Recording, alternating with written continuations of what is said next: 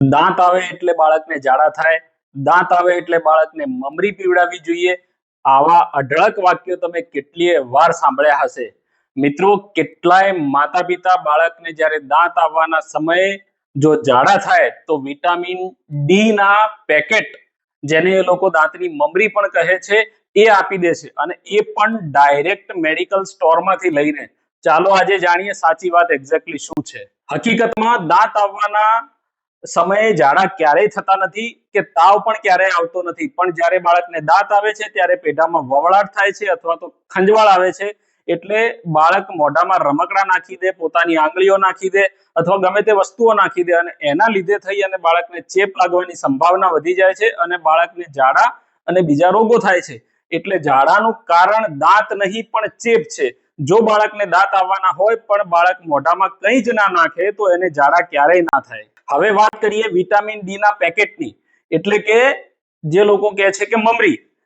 મિત્રો, vitamin D બાળકના હાડકા માટે અને બાળકના વિકાસ માટે જરૂરી છે, પરંતુ તેનો સાચો ડોઝ એ બાળકની ઉંમર અને તકલીફના આધારે અલગ અલગ હોય છે.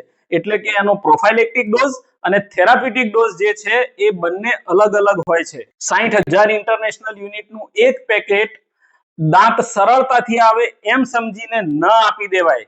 વિટામિન ડી નો વધારે પડતો ડોઝ આપવાથી બાળકના શરીરના સ્નાયુઓ, કિડની અને મગજમાં એ જમા થઈ અને ઘણી વખતે નુકસાન કરે છે, જેને મેડિકલની ભાષામાં વિટામિન ડી ટોક્સિસિટી પણ કહેવાય છે. અને એના કારણે ઘણી વખતે ઉલટીઓ થવી, ભૂખ ન લાગવી, ડિહાઇડ્રેશન, કિડનીની તકલીફો જેવી ગંભીર આડઅસરો પણ બાળકને ઘણી વખતે થતી હોય છે. હવે પ્રશ્ન થાય કે આમાં કરવું શું?